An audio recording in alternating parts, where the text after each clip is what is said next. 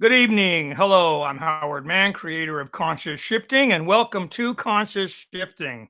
Before we get started, a quick warning and disclaimer. Conscious shifting and all known side effects will improve your physical, mental, and spiritual health. So, if that sounds like something you're interested in, then follow us on this page, Conscious Shifting, or you can subscribe to our channel on YouTube and participate in all that we do, creating the ideal environment for spiritual awakening as well. Okay, so it's been a while since I did a live.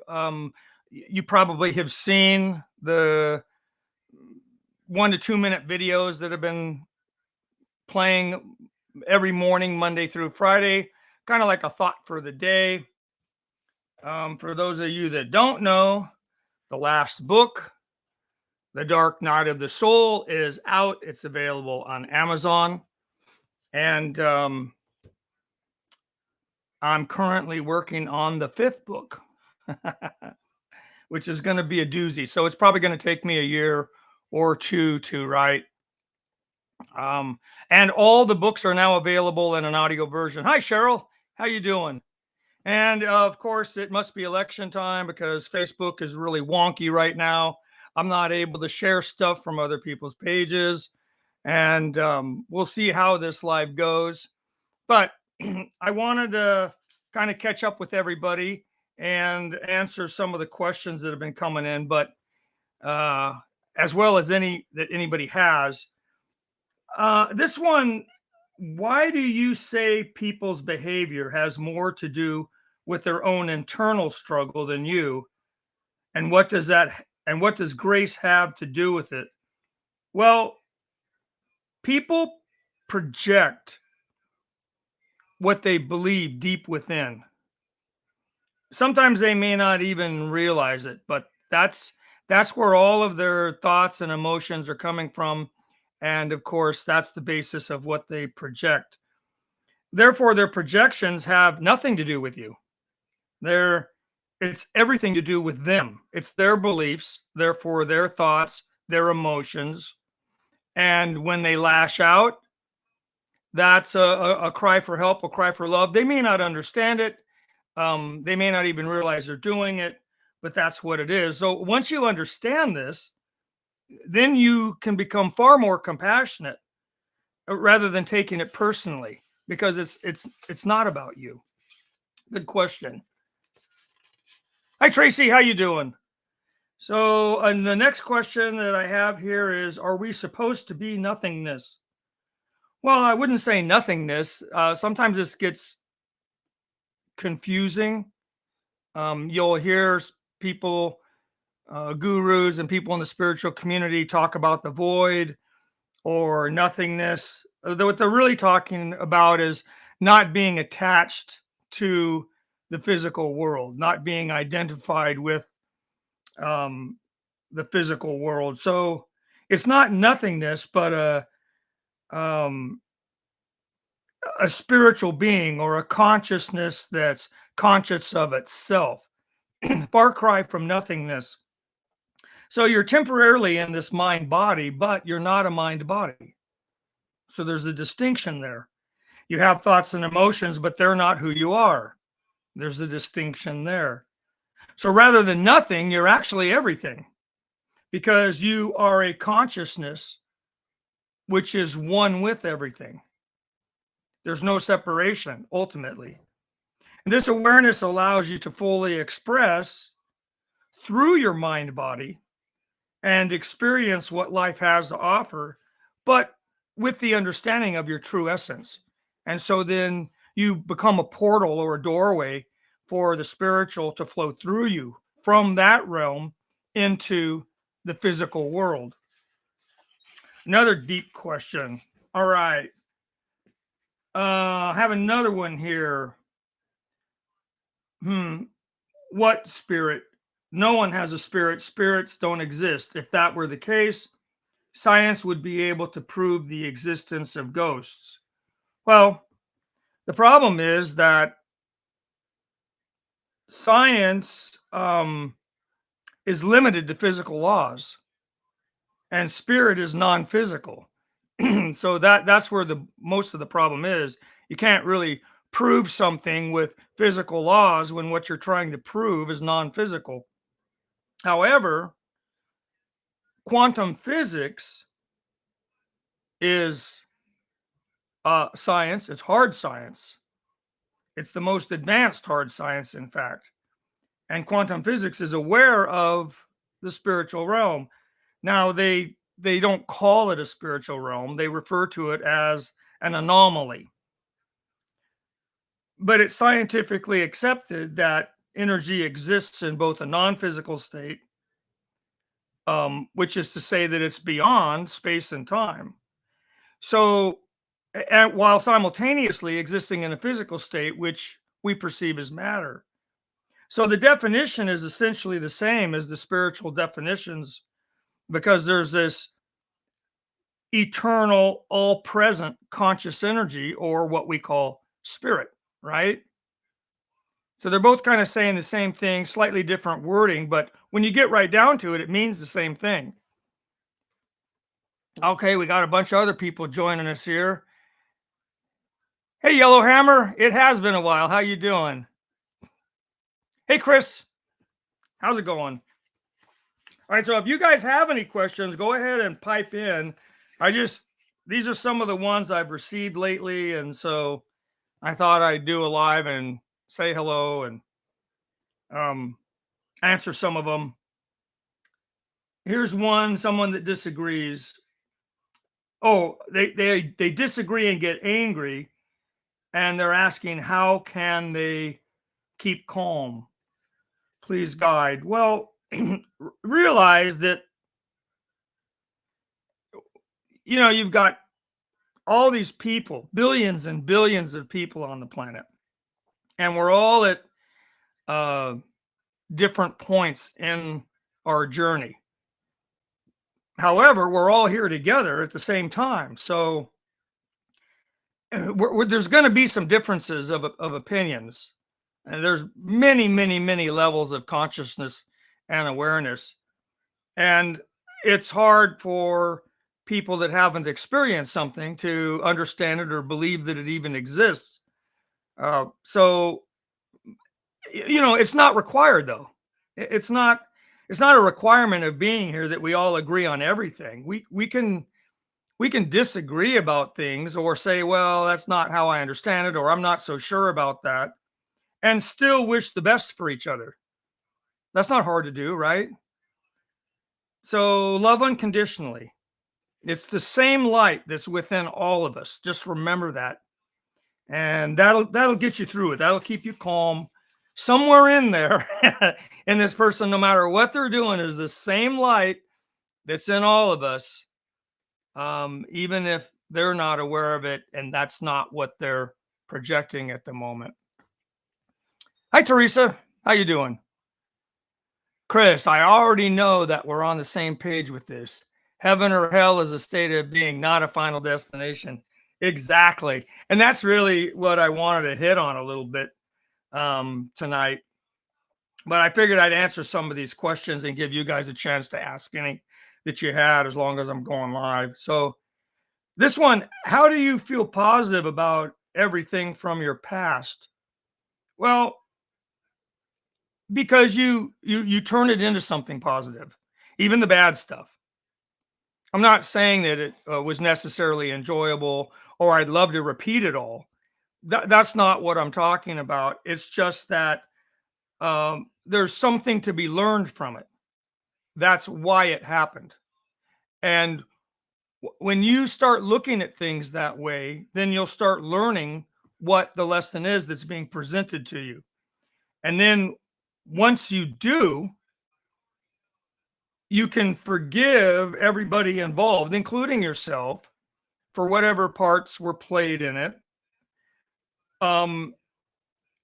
for projecting pain or whatever the case was. And when you do this, it allows you, through this learning process, to become, or to hold, a higher state of consciousness. You actually rise in consciousness. You become a better person and you live a better life. The other thing is that when you forgive people, regardless of what they've said or done. Again, going back to realizing that the same light's in them, even if they're not aware of it. But someday they will be.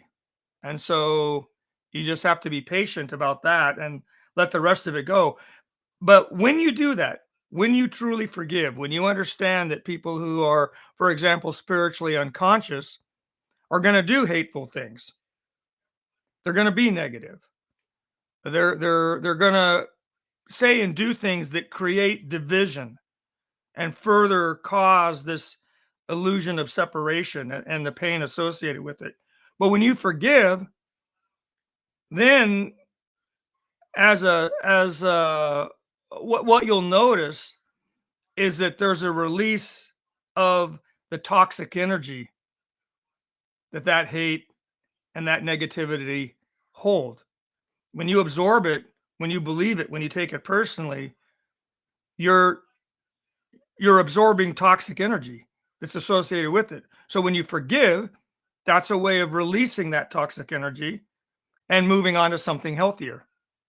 A lot of disease, in fact, nearly all of it, is nothing more than something we've inflicted on ourselves by absorbing all this toxic energy of the world. It's not saying that everything's always hunky-dory. If everybody was suddenly to reach full enlightenment, there'd be total healing, there'd be heaven on earth. That would be the result. We're not there yet. So you just have to, it's probably not going to happen this week either.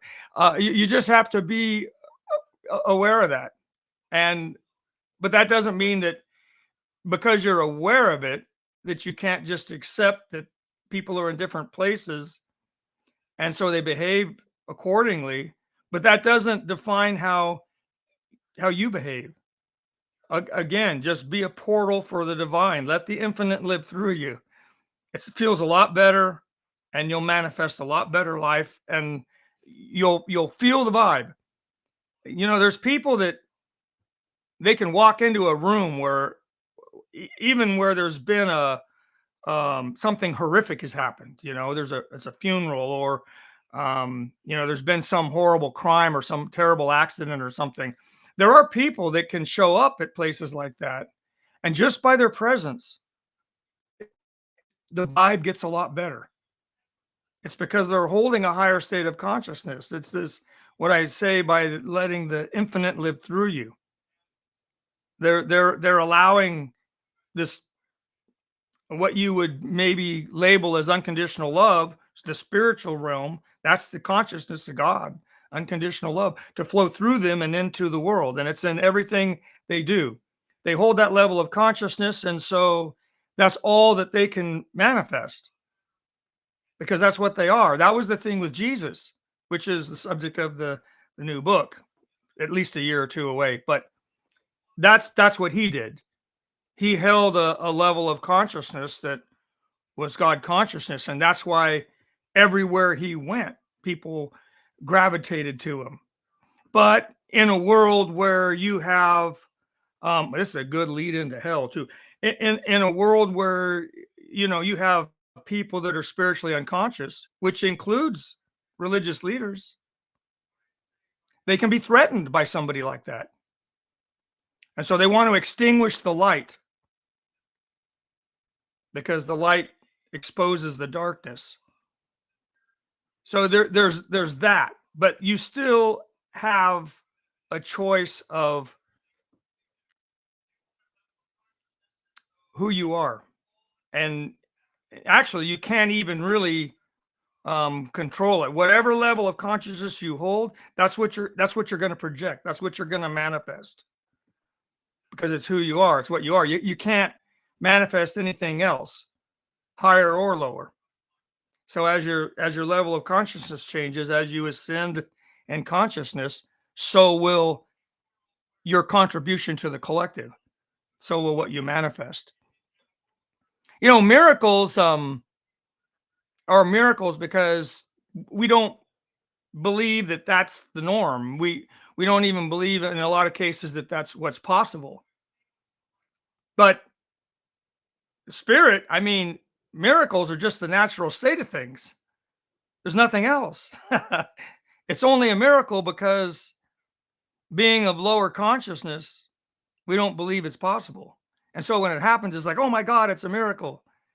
Yeah, but that's just the natural state of things for the spiritually conscious. That's what we have to look forward to, in other words.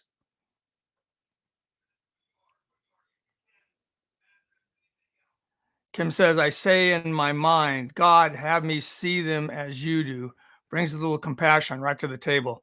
That's the secret right there. How would you have me see this? What would you have me say? What would you have me do? Just allow yourself to be guided by the divine. And then that's how you avoid being um guided by ego. You just get out of the way. Yeah. uh Screen looks all psychedelic. Who knows what's going on? Chris says, just love people where they are and everything is groovy, even if it's from a distance. That's it. You know, that's it. They are where they are, and that's all there is to it. And they're a work in progress. But within is the same light. Just try to see it. Chris says, let our energy influence the room and people will gravitate towards you. They will.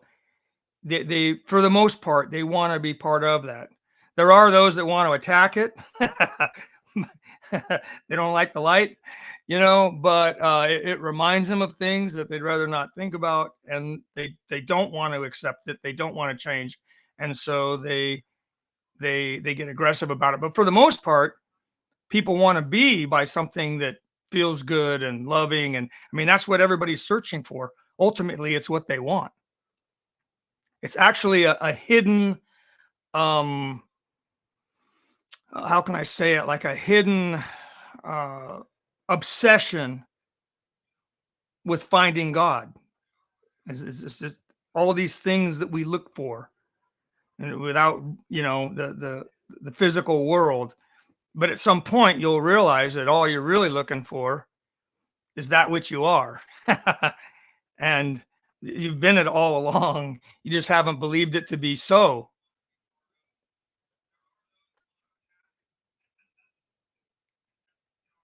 Yes, miracles are around us at all times. So hell, and heaven for that matter, are greatly misunderstood. They exist in the physical world, but as states of consciousness. They're not physical destinations that you go to.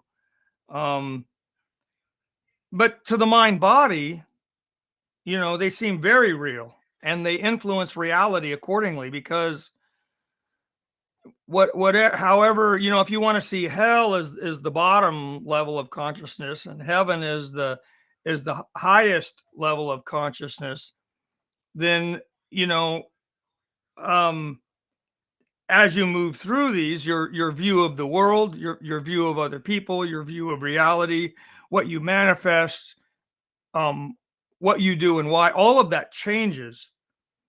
And so to the mind body, these states of consciousness are very real and they contribute to reality, even if you don't understand that. At the lower levels, most people don't even understand that. They don't know the difference between the subconscious and the conscious minds, let alone the spiritual. um some people say mind. I don't really like that one because it, in a sense, it is, but sometimes people get confused. They hear mind, they think of the brain. That's not what we're talking about. We're talking about something that's beyond the mind body altogether, the soul. An eternal, non-physical being that always has been and always will be. That's what we are, whether we believe it or not. um so you have spirit, which exists in a state beyond the physical realm and all of its judgments. That was the fall from grace, is when we started. They say, oh, Eve bit the fruit, was tempted by the serpent, by being told that she could be like God and know everything. And that knowledge gave her understanding of things that she'd never understood: nakedness, sin, pain. They didn't have those, weren't in their consciousness. Adam and Eve were living in, that's why they call it the Garden of Eden. It was not like Earth, a garden. I mean, we envision it that way, but there was no disease, there was no pain, there was no knowledge of nakedness, there was no knowledge of sin, there was no shame, there was no guilt, there was nothing like that. It was paradise. Now, we're talking about a metaphor for spirit descending into matter, but that was the fall from grace. That was the original sin, was starting to judge creation.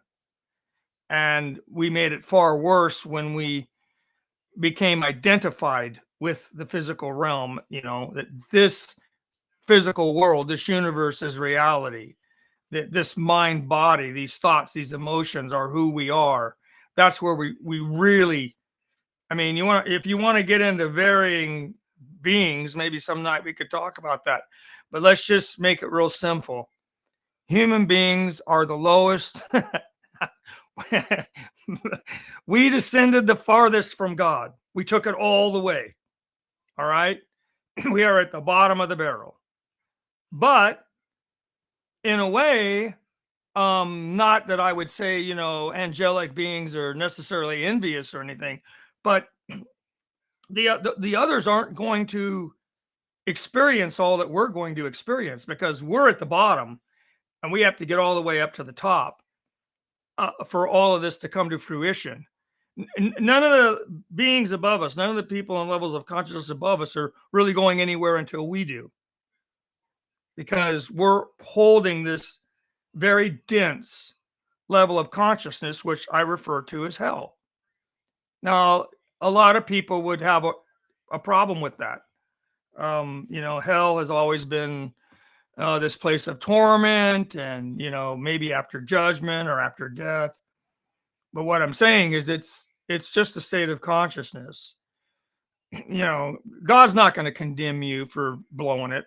I mean, as a human, you're imperfect, so you're bound to make mistakes. That would be sadistic. It would be like saying God is sadistic. But hell is real in the sense that it is a level of consciousness. And not to bum you out, but I mean, think about what would go on in hell. What are the worst things that you can imagine? Now, take some of those things and look around the world in which we live. Are they not here? Do they not happen on a regular basis?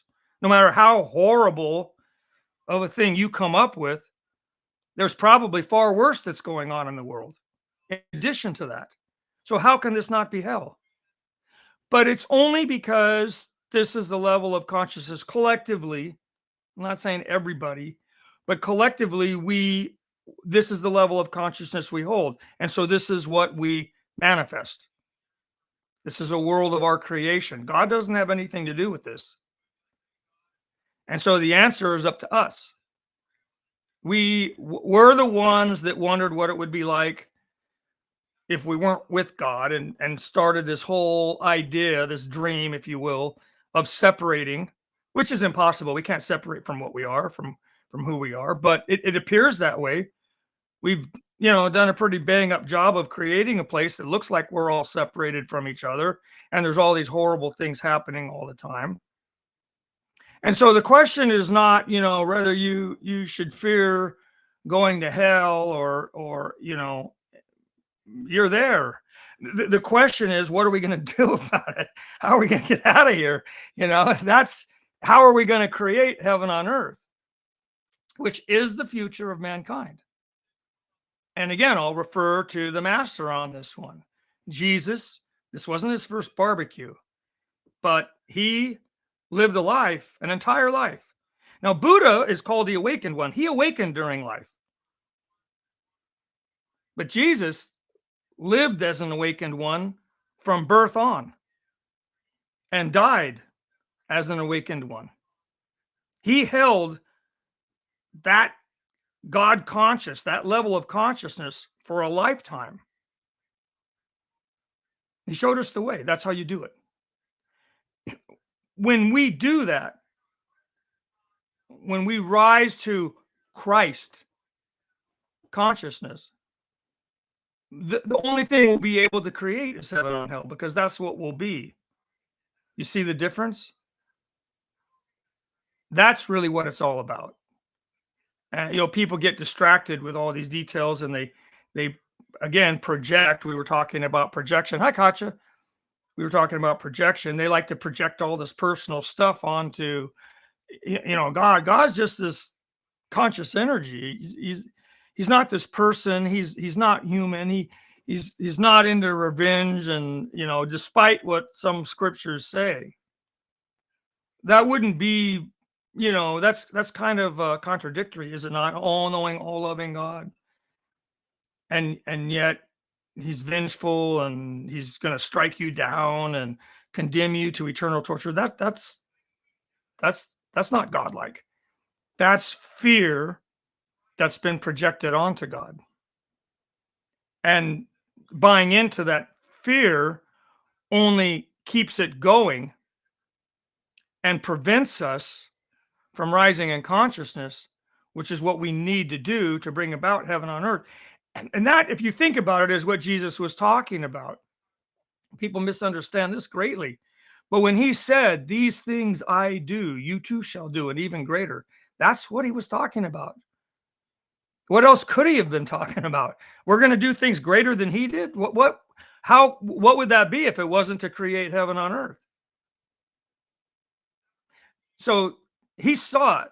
He knows where we're going. He knows what we are, even though most of us know very little about who and what we are and what the future holds.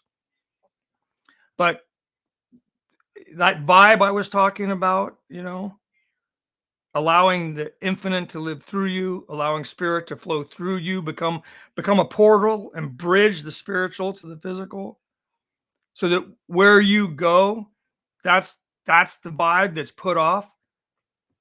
That's going to help raise consciousness on a planetary scale. When you treat people with compassion and unconditional love, that's the result. People will naturally rise in consciousness. It will spread. Now, it's not a perfect world. There's a lot of problems. There's a lot to overcome. It's not going to happen in a heartbeat, but that's how it's going to happen. And that's really what we're here to do. And when we spiritually awaken, that is exactly what we will do. Thank you, Cheryl. Let me see if I don't want to miss nothing here. Chris, question: do you think that we are currently going back and forth between the 5D and 3D reality right now? I think that there's some people that, however many dimensions or levels of consciousness or realms, however you want to call it, I think that there's more and more and more people that are starting to awaken spiritually. And that's a process of ascending through many levels. But I think that there are people that do kind of waffle a little bit, because we all sort of do. It's one thing, like whatever level you're working at, there's lessons that are going to present themselves. And then eventually you're going to figure it out. They're going to keep repeating themselves. They'll probably get more intense, if anything, until you do. But once you figure it out, then you have an intellectual understanding of a higher reality. But there's something else that has to occur. That's good. That's a good step, is that intellectual understanding. You can kind of see the light at the end of the tunnel, but you have to become that level of consciousness. So you at first, it's maybe an awareness that there's something more possible that opens you up to it. Then you start to understand the lessons at that level of consciousness, and you learn a better way to do things, perhaps. And after a while, your soul's going to decide that you've learned enough lessons and you're ready to really make a jump in consciousness. And that's when the dark night of the soul is going to kick in. And you have to hold. I don't mean to laugh. It's just I've been through it a few times, and so I can laugh because I relate to it. It's like, what? I learned all this stuff and now I'm going to be tested on it and I have to hold that level of consciousness when all hell's breaking loose. Yes, that's exactly what it is. And if you hold that level of consciousness, your new level of consciousness, if you maintain that and you behave accordingly through the whole thing, no matter how rough it gets, all the way, the dark night of the soul, more than a night, it can be years. My last one was over 10 years long. And I mean, it's like all hell's breaking loose, not just one or two things. And so you hold that level. It helps to know what's going on, which is why I wrote the book, The Dark Night of the Soul. But you hold that level of consciousness all the way to the new day's dawn, all the way to the light at the tunnel, demonstrating that you are that level of consciousness. And then that's it. Those tests are done. You're now at a higher level of consciousness and it all starts over again until you reach full consciousness, which is God consciousness, Christ consciousness. But I do think that there's a little bit of waffling only because once you are truly a level of consciousness, you don't go back, but you can have an intellectual understanding of it and kind of play with it a little bit, but not really be it. And so you are kind of waffling between the two. That's an interesting question. I hope that answered it.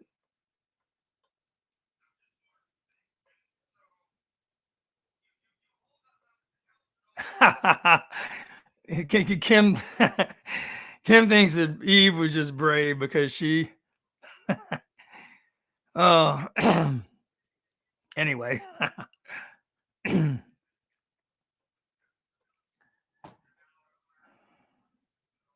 Be the change you want to see. That's it. Kim says, just to be born awakened sounds like a great but trying life. I say trying because not many people would understand. No, and think, you're in a world that doesn't understand that. And some will reject it, especially those, if you look at history, when you have a really spiritual person, someone operating on a very high level of consciousness, they tend to be attacked by the powers that be because the powers that be see them as a threat because they expose the powers that be for what they are. And what they are is not what they claim to be. And so it's kind of like the whole emperor has no clothes thing going on. And many of those people, rather than give up their position, their fame, their wealth, their power, they will try to extinguish the light. They'll try to silence it. That's what happened to Jesus. But he held it all the way to the end. I mean, what was one of the last things he said? He's up there being tortured by the very people he was trying to help and being mocked while this is going on, being mocked, as if hanging on a cross isn't bad enough. That's excruciating. And people that say, I've heard people say, oh, he was Jesus. He didn't feel the pain. Oh, yes, he did. Oh, yes, he did. He was in a human body. He felt it just like anybody else would have. He had the same emotions. The ego was trying to make him afraid. I mean, he was dealing with all of it, but he held that level of consciousness. And what did he say? Forgive them, Father, for they know not what they do. I mean, that's just, I don't have words for that. I get choked up every time I think about that. That is just an amazing consciousness to behold. That's unconditional love. That is the consciousness of God. You see, when you don't pay attention to the ego, when you don't identify with the viewpoint of the ego, when you don't believe that your thoughts and emotions and your intellect, your personality is who you are, this mind body is who you are. When you realize that you're an eternal spiritual being expressing itself through a physical mind body, and you hold that level of consciousness, it's a completely different world and a completely different vibe that you put off. But that's the answer. And he showed us how to do it. That's what you do. It doesn't matter what's going on around you. This is all temporary. This is all an illusion anyway. Um, but eternity is eternity.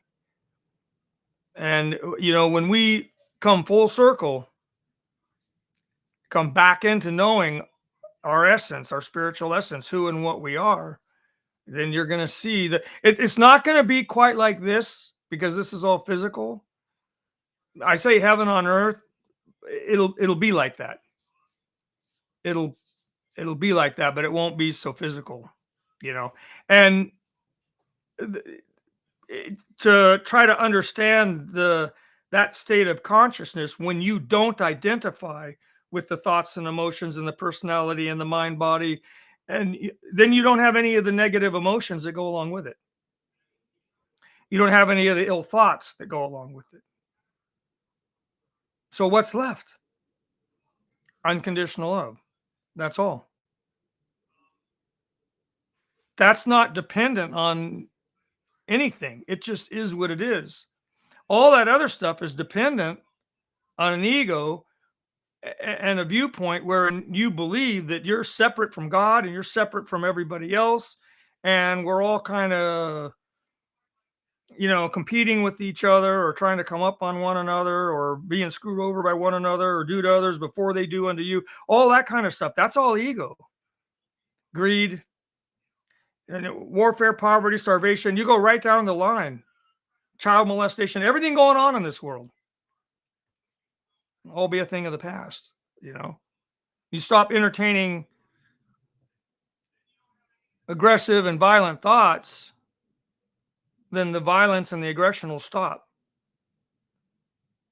You start identifying with unconditional love, and that's the vibe you put off. None of that exists in unconditional love. And so your contribution to the collective will be that. Nothing but unconditional love. And when enough people are doing that, you're going to see a massive shift in consciousness. It's going to make 5D look like the gutter. It's you can't comprehend it. You can try, but you can talk about it, but that's all you're doing. You're talking about it. To actually experience it is, there's no words to describe. And what Jesus did in that moment on the cross is demonstrating that level of consciousness.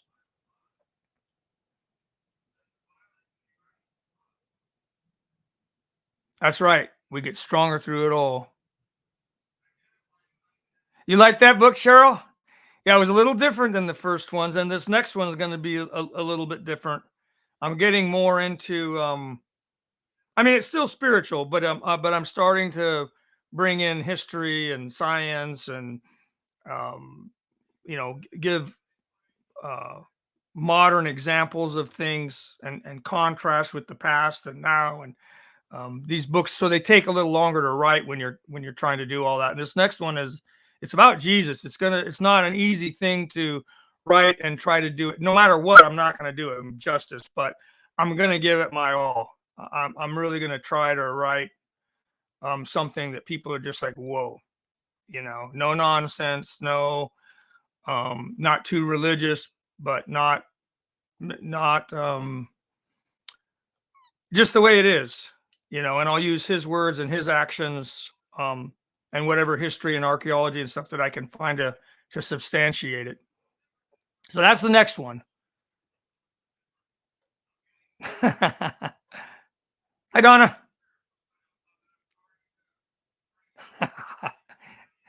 Brave.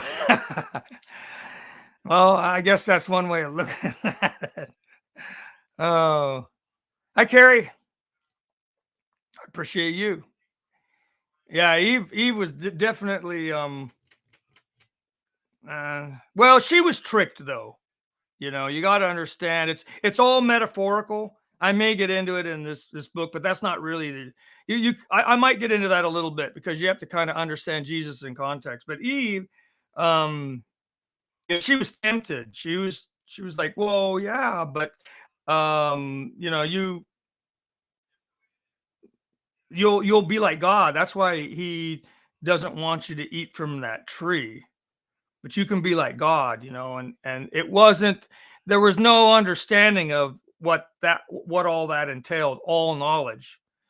That kind of started this whole thing. I've described it different ways in the Garden of Eden and Eve, where we've done the lives where I talked about that, and it's like we're all one, and we're there, and it's all good, and then we wonder, well, what would it be like if we weren't with God, and boom, all of a sudden there's this big bang, and it started. And so we've done this, and now we're kind of like having to, and we've come all the way to the bottom, and so we have to go through all the levels of consciousness all the way back up to the top to be able to fully express that. But it will be all knowing, you know but we if we would have just hung out where we were, maybe we wouldn't have been all knowing, but it would have been a lot smoother sailing, I'll tell you that, because this is rough seas. Very rough seas. All right, so I went over. I just want to chat with you guys for about 30 minutes or so, and unless there's something else you want me to address, any other questions that you may have, then we'll call it a night. And I'll do spot lives like this from time to time. The weekly thing was getting. I'm Mary. The weekly thing was getting to be a bit much, and I explained it to you. I was getting hammered. You've seen the difference. I stopped all the videos because I was being harassed about those. Mary, happy birthday. That's right, it's your birthday. But so now they're just short little thoughts of the day kind of videos. But I'll do these once in a while. I'll let a few questions build up, or if a lot of people are asking questions around a certain idea, I'll give a little bit of, like tonight, it was just spur of the moment. We were talking about it, and Kim said, "Yeah, do a live." I said, "Okay." So I posted that, and we'll do that once in a while. I actually thought I'd do a little more often than I have, but I've just been extremely busy. Anyway, it was great seeing everybody. And again, best birthday wishes to you, Mary. Thank you all.